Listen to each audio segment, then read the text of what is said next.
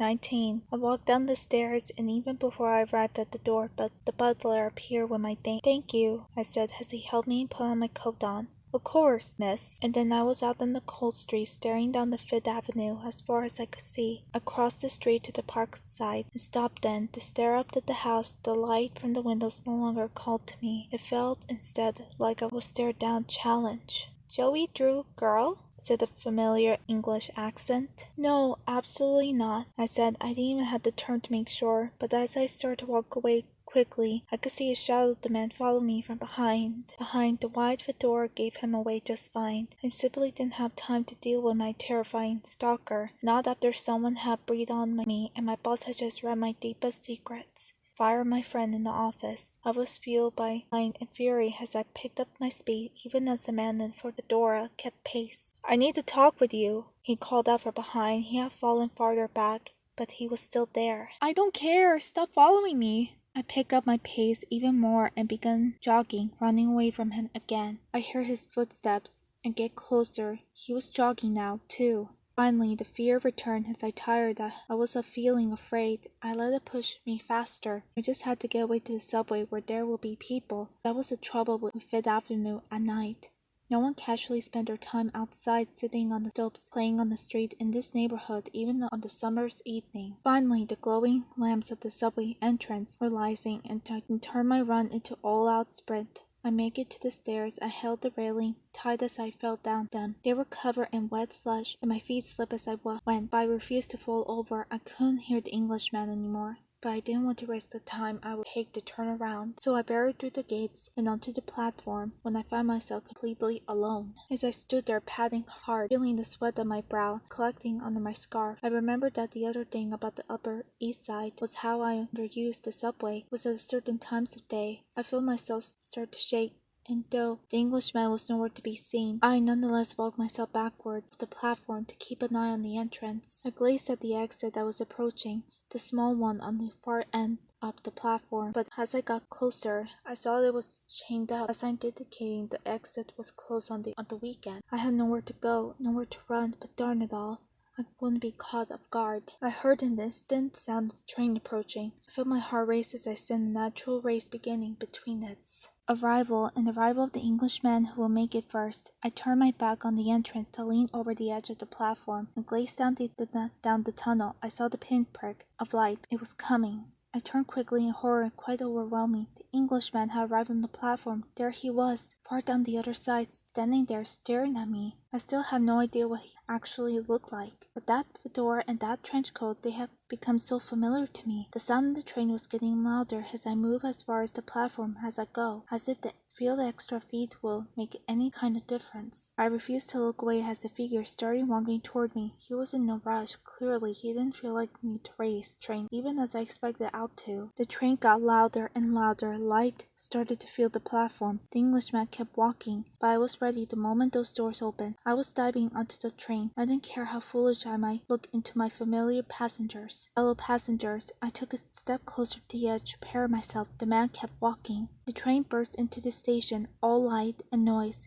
and a rush of wind. As it slowed to a stop, I turned to face it, watching as the doors flew past, gaining where mine might land so I might immediately board. I gazed out at the Englishman. He was running right for me. I took a deep breath and faced the train. It stopped. The doors opened right in front of me, as if the train knew I needed help. I made the step aboard, and I was grabbed firmly from behind my middle and pulled back onto the platform. I flew away from the train. I kicked down and screamed, hoping the same passenger might see. I felt my arms hitting out and managed to twist myself free, pushing myself with the man behind me, straddling backward. He was wearing those sunglasses, those horrible sunglasses. "Stop!"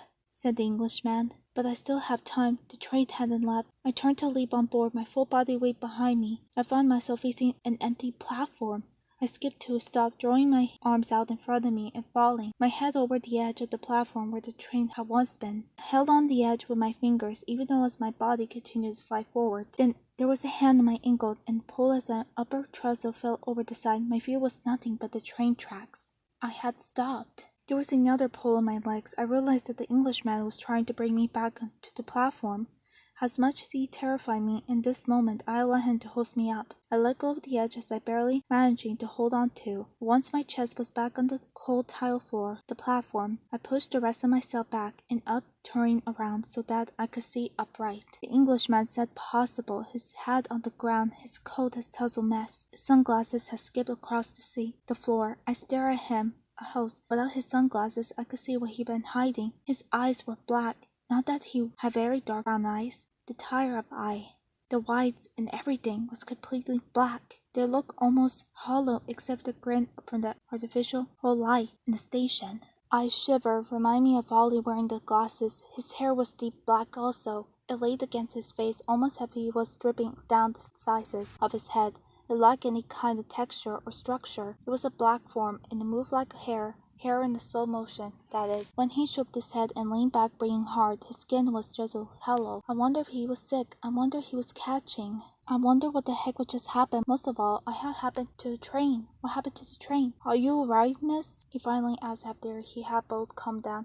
What just happened? I asked it. I had no idea if I could trust him, but he was the only witness I had. He shook his head again and again, his strange black hair moving slowly in response, almost as if he was underwater. There was something about it that reminded me of something, but I couldn't think of what. I'm sorry, miss. I didn't mean to manhunt you. I couldn't just let you jump like that. Jump? I asked it. Onto the track, like, I know I scared you. I'm sorry about that. I'm not entirely good at being a person anymore. But running away up to the tunnel would have been so dangerous for you. He spoke softly, almost warmly, but I didn't dare let my defenses down. Besides, what he was saying were rumblings of a madman. I wasn't trying to jump to the tunnel. I was trying to rush on board the train. How can you not understand that? What train? He asked it. More madness. I pointed at the track without looking at it. The train, the one that was there. He opened those black hollow eyes wider. Confusion, perhaps, or shock. It was hard to read on the face like this. I noticed a black wetness down in the corner of his mouth, like he'd eaten something and forgotten to wipe. The gash opened my mouth, my face, the black ooze. I suddenly understood my memory. His hair, his eyes, the wet of his lip. It was the same kind of the blackness as the vision I had of myself in the mirror. My breathing got shallow. My head is all fuzzy. I promise you, miss, there was no train. I saw you move to the edge as I came close, and then you were going to jump onto the track, and I pulled you back. A tear had formed in the corner of his left eye, a black teardrop, perfect, almost as if it was drawn by hand. It was memorized by even it horrified me. Please don't run, he added, but I couldn't run. I couldn't move. I felt dizzy and also heavy. I realized aside from the one cracker with the caviar on it, I hadn't eaten anything all evening. There was a train, I said quietly. I need to convince myself more than anyone, more than the strange Englishman on the ground. With me, I noticed the movement at the corner of my eye. Not now, Bendy. No, please not now. But when I turned, I saw instead two men walking to the platform in the distance. I was suddenly aware of how public this whole scene was. I need to stand. This wasn't right. Let me help you, said the Englishman. He leaned down onto his feet and was at my side, offering me his hand. Then the nail in his thumb was black as he polished it on it. I looked at him. His face was so close now. I could see an individual strand of wet black hair on his forehead. His eyes. I took this hand. It stood. There was a train, I said again. Now I wasn't so sure. There had been a train, but it just vanished if nothing. Now I thought harder. There had been something about it. I closed my eyes and searching for answers in my memory. I saw the words Silver Lane Express. Now on the front, it rushed to the platform. I opened my eyes. That was odd. Trains for the subway, it didn't have names like that. They have numbers and letters, not names. Not names. The man had gone to retrieve his hat. I saw him pick up his pair of sunglasses too. I thought of the 3D glasses then, smashed on the floor. I saw Joey slip the sharp shards into his pocket. The man put on the glasses and hat, hiding his eyes in the hair. Who are you? I asked it. My name is Archie Carter, he said. But who am I? Well, I'm a nobody. Somebody will even notice on the street. No, I think I notice you, I replied it. Come, let's sit on this bench. He could see I was shaking. He could tell my knees were weak. I felt vulnerable, alone, but also very tired. I was tired of being scared, and tired of being told what to do, only given a half story so I didn't move. I need to talk with Joey Drew. He said, seeming to understand. I need more. Well, why didn't you?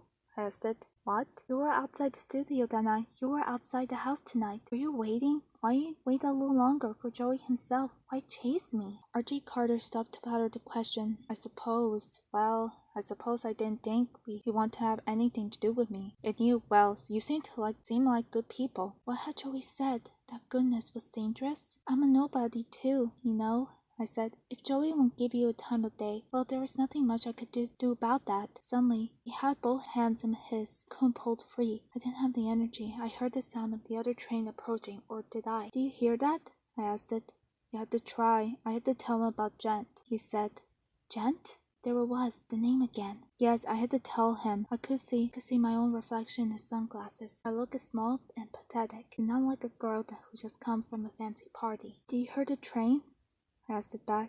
Please. Do you hear the train? I shouted out now, because the sound was so loud, but I worried there was no sound at all, that I was just screaming on the empty subway platform at the man who wouldn't let go of my hands. He nodded. Yes, it's coming. It's behind you. I turned even as he held me on to me tight. A train blasted into the station. I turned back. I had to go, I said. Tell him I need to speak with him. I'll be at the diner all day every day until he comes. Please, Joey Drew's girl, please. Even though I couldn't see those black eyes, could still see the pain in his face, I nodded. He let my hands go free.